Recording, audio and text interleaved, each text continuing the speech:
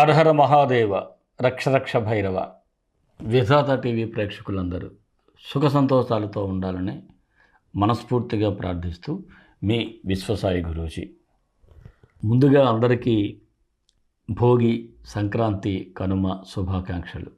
అందరూ కూడా ఈ సంక్రాంతికి చక్కగా సంబరాలు చేసుకొని ఆనందంగా గడపాలని, అందరి జీవితంలో కూడా సంక్రాంతి కాంతి మీ అందరి జీవితాల్లో వెలుగు నింపాలని, మంచి జరగాలని మనస్ఫూర్తిగా కాలభైరవుని ప్రార్థిస్తున్నాను. ముందుగా మన వీడియోలన్నీ మీకు నచ్చుతాయని భావిస్తాను. మీరందరూ ఒక లైక్ చేసి నన్ను ప్రోత్సహించండి. అలాగే ఎవరైనా మన ఛానల్ సబ్స్క్రైబ్ చేయకపోతే సబ్స్క్రైబ్ చేసుకోండి. 10 మందికి షేర్ చేసి మంచిని పంచండి. మరి ఈ రాశి ఫలాల్లోకి వెళ్ళే ముందు మన శక్తిపీఠంలో జరిగేటువంటి కార్యక్రమం మీకు వివరిస్తాను. జనవరి 18 ఆదివారం పుష్య అమావాస్య, అంటే మౌని అమావాస్య అంటారు. ఆ రోజు అత్యంత విశేషమైనటువంటి రోజు. అందరూ ఎటువంటి కర్మనైనా తొలగించేటువంటి అద్భుతమైనటువంటి అమావాస్య. అటువంటి అమావాస్య నాడు మనం ఎప్పటిలాగే రాజశ్యామల సహిత కాళభైరవ హోమాన్ని జరుపుకుంటాం. ఈ హోమంలో ప్రత్యక్షంగా కానీ పరోక్షంగా కానీ ఎవరైనా పాల్గొన్నట్లయితే వారందరికీ రుణబాధలున్నా, శత్రుబాధలున్నా, లేదా జ్ఞానానికి సంబంధించి అంటే విద్యకు సంబంధించి బిడ్డలకి ఇబ్బందులున్నా అన్నీ కూడా తొలగిపోయేటువంటి పరిస్థితి ఉంటుంది. మీరు ప్రత్యక్షంగా పాల్గొనవచ్చు, పరోక్షంగా పాల్గొనవచ్చు. అలాగే అన్నప్రసాద సేవ కూడా ఉంటుంది. మీ అందరికీ తెలిసిందే. ఈ హోమంలో పాల్గొన్న వారికి మీ యొక్క గోత్రనామాల వీడియోని పంపిస్తున్నాం. ప్రసాదాలకు కూడా అందరికీ అందజేయడం జరుగుతుంది. ఈ క్రింద స్క్రీన్ మీద స్క్రోల్ అవుతున్నటువంటి నెంబర్కి అమావాస్య అని మీరు టైప్ చేసి పెట్టినట్లయితే వివరాలు తెలియజేయబడతాయి. అలాగే మరొక విశేషం ఏమిటి అంటే, ఈ జనవరి 19 నుంచి 27 వరకు రాజశ్యామలాదేవి గుప్త నవరాత్రులు జరుగుతాయి. ఈ గుప్త నవరాత్రుల కాలంలో మనం ఇక్కడ మన దేవాలయంలో రాజశ్యామలాదేవిని ప్రతిష్ఠ చేసుకున్నాం. మీ అందరికీ తెలిసిందే. ఈ రాజశ్యామలాదేవిని ఉదయం 7:30 నుంచి 11 గంటల వరకు దర్శనం ఉంటుంది. అలాగే ప్రతినిత్యం కూడా హోమం కూడా అమ్మవారిది ఉంటుంది. ఈ హోమంలో కూడా ఎవరైనా ఈ నవరాత్రులు కూడా పాల్గొనవచ్చు. పాల్గొనేవారు ప్రత్యక్షంగా కావచ్చు, పరోక్షంగానే సరే పాల్గొన్న విశేషమైనటువంటి ఫలితం ఉంటుంది.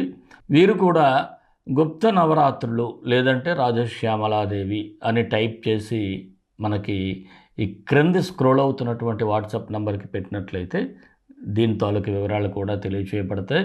మీ అందరికీ కూడా అద్భుతమైనటువంటి విజయాలు సంప్రాప్తిస్తాయి. ఎందుకంటే మూలా నక్షత్రం ఇవన్నీ కూడా ఈ యొక్క ఈ నవరాత్రుల్లోనే ఉంటాయి కాబట్టి అమ్మవారి అనుగ్రహం అంతా. మరి రాశిఫలాల్లోకి వెళ్ళిపోదాం. ధనస్సు రాశి జనవరి 16 నుంచి 31 వరకు ధనస్సు రాశి వారికి ఎలా ఉంటుందంటే, టెన్షన్స్ అన్నీ పక్కన పెట్టాలి. పక్కన పెడితే బ్రహ్మాండంగా ఉంటుంది. ఎందుకంటే మీ ఆలోచనలో కూడా మార్పు అనేది మొదలవుతుంది. ఆ మార్పు అనేది మీకు మంచి జరుగుతూ ఉంది. అయితే అందరిలో మీరే ఆకర్షణీయంగా నిలవాలనే ప్రయత్నం కూడా మీరు చేస్తారు. అందరిలో సెంటర్ ఫర్ అట్రాక్షన్గా కూడా నిలుస్తారు.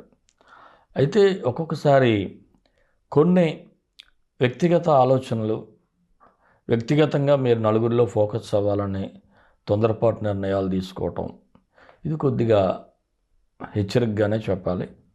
ఏదైనా ఆలోచించి ముందుకు వెళ్ళండి. సామూహికంగా, కుటుంబపరంగా ఏదైనా ముందుకు వెళ్తే మీకు మంచి జరుగుతుంది. అలాగే మీ సంతాన విషయంలో కూడా కొన్ని ముఖ్యమైన నిర్ణయాలు తీసుకోవడానికి అవకాశాలు కనిపిస్తూ ఉన్నాయి. ఆర్థికంగా ఆదాయం ఎంత వస్తుందో ఖర్చులు కూడా అంతకు మించి ఉండే స్థితి ఉంది. మీరు ఆ విషయంలో కూడా జాగ్రత్తగా ఉండాలి. కొన్నిసార్లు అయితే అనవసర విషయాలకు సమయాన్ని కేటాయించి అనుకోని వివాదాల్లో కూడా ఇరుక్కుపోయే పరిస్థితి కూడా ఉంది. ఇక గృహ నిర్మాణ ప్రయత్నాలు అయితే ముందుకు సాగుతాయి. కాకపోతే కొద్దిగా ఆ డిజైన్లు అయ్యి ఫైనల్ చేసుకోవటంలో కొంత ఆలస్యం అయితే ఉంటుంది. కోర్టు వ్యవహారాలకు సంబంధించి కాస్త జాగ్రత్తగా ఉండాలి. న్యాయం నా వైపే ఉందని చెప్పేసి కూర్చుంటే పని అయితే జరగదు. కొంత ముందుకి వెళ్ళాల్సినటువంటి పరిస్థితి అయితే ఉంటుంది. దూర ప్రయాణాల విషయంలో కాస్త జాగ్రత్తగా ఉండాలి. ముఖ్యమైన ప్రయాణాల కోసం కూడా కొంత డబ్బుని హెచ్చించాల్సి వస్తుంది. విదేశీ ప్రయత్నాలు చేసేవారికైతే కొంత ఆలస్య సూచనలు ఉన్నాయి. వివాహం కాని వారికి వివాహ ప్రయత్నాలు కాస్త అధికంగానే చేయాల్సి ఉంటుంది. ఉద్యోగ అవకాశాలు అయితే ఇక్కడ కనిపిస్తూ ఉన్నాయి నిరుద్యోగులకు. రాజకీయ నాయకులకైతే ఆచితూచి మాట్లాడాలి, వ్యవహరించాలి. ముఖ్యంగా లౌక్యం అనేది చాలా అవసరం. ఉద్యోగస్తులకైతే పని ఒత్తిడి అయితే ఎక్కువగా ఉంటుంది. మీకు రావాల్సిన ప్రమోషన్ అయితే కాస్త ఆలస్యం అయ్యే సూచన ఉంది. దీనివలన పై అధికారులపై కాస్త అసహనాన్ని కూడా ప్రదర్శించే పరిస్థితి ఉంటుంది. మరి వ్యాపారస్తులకైతే అంత సాధారణంగా ఉంది. కస్టమర్లు వస్తారు, వ్యాపారం జరుగుతూ ఉంటుంది. కాకపోతే లాభాలు మాత్రం అంత ఎక్కువగా కనిపించుకోకపోవటం మీకు కొద్దిగా ఇబ్బంది అనిపిస్తూ ఉంటుంది. అయితే పర్వాలేదు, ఎక్కడ నష్టాలైతే కనిపించకుండా వ్యాపారాలు సాగుతాయి. నూతన పెట్టుబడులకైతే ఇది అంత అనుకూలంగా లేదు. ఏదైనా ఇంకా తప్పనిసరి పరిస్థితి అయితే వ్యక్తిగత జాతకాన్ని చూపించుకోండి. భాగస్వామి వ్యాపారస్తులకైతే సాధారణంగా ఉంది. మీ వ్యాపారం మీద, దాని అభివృద్ధి మీద మీరు కూడా మీ పార్ట్నర్స్ మీద పెట్టేయకుండా మీరు ఫోకస్ చేయాల్సినటువంటి అవసరం ఉంటుంది. ఇంకా షేర్ మార్కెట్కి అయితే దూరంగా ఉండటం మంచిది. మరీ అత్యాశకు పోతే నష్టాలు ఎక్కువగా కనిపిస్తూ ఉన్నాయి. చిరు వ్యాపారస్తులకైతే యాజ్ ఇట్ ఈజ్గా బాగానే ఉంది. కళారంగంలో ఉన్నవారికి కూడా టీవీ, సినీ, ఇతర కళాకారులందరికీ కూడా మీరు ప్రయత్నాలు గట్టిగా చేయండి, తప్పకుండా అవకాశాలు అయితే కనిపిస్తూ ఉన్నాయి. విద్యార్థులు కూడా బాగుంది. అయితే పేపర్ ప్రజెంటేషన్లో ఏదైనా ఇబ్బంది అయితే తప్ప ఆల్మోస్ట్ అంతా బాగానే ఉంటుంది. కాబట్టి ఒకసారి రివిజన్ చేసుకోవటం చాలా మంచిది. అలాగే ఆరోగ్య విషయంలో కూడా కాస్త జాగ్రత్తగా వ్యవహరించాలి. లివర్కి సంబంధించినటువంటి సమస్యలు కూడా వచ్చే సూచనలు కనిపిస్తూ ఉన్నాయి. ఇక ప్రేమికులైతే ఆచితూచి అడుగు వేయాల్సి ఉంటుంది. ఒకరినొకరు అర్థం చేసుకోవాల్సినటువంటి పరిస్థితులు. మరి ఈ రాశి వారికి అనుకూలమైన తేదీలు 16, 21, 29. నిదానంగా వ్యవహరించాల్సిన తేదీలు 19, 25, 26. ధనుసు రాశి వారికి మరిన్ని మంచి ఫలితాల కోసం విశ్వగురు సక్సెస్ మంత్రాలు పఠించండి, విజయాలు సాధించండి.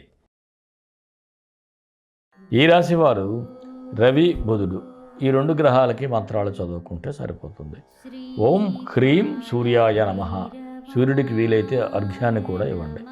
అలాగే బుధుడికి బుధగాయత్రి, క్షీరపుత్రాయ విద్మహే రోహిణి ప్రియాయ ధీమహి తన్నో బుధ ప్రచోదయాత్. ఈ మంత్రం కూడా ఈ 2 డిస్క్రిప్షన్లో ఇస్తాను. ఒక్కొక్కటి 18 సార్లు ఉదయం, సాయంత్రం పఠించండి. అద్భుతంగా మీకు రిజల్ట్స్ అయితే ఉంటాయి.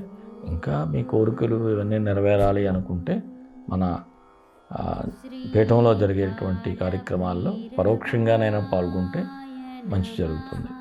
మరి మన ఇష్టదైవం కాలభైరవుడు, కాలభైరవ గాయత్రి. కాళకాళాయ విద్మహే కాళాతీతాయ ధీమహి తన్నో కాలభైరవ ప్రచోదయాత్. దేశం కోసం, ధర్మం కోసం, భారతీయ సంస్కృతి విలువల కోసం పాటుపడదాం. స్వస్తి.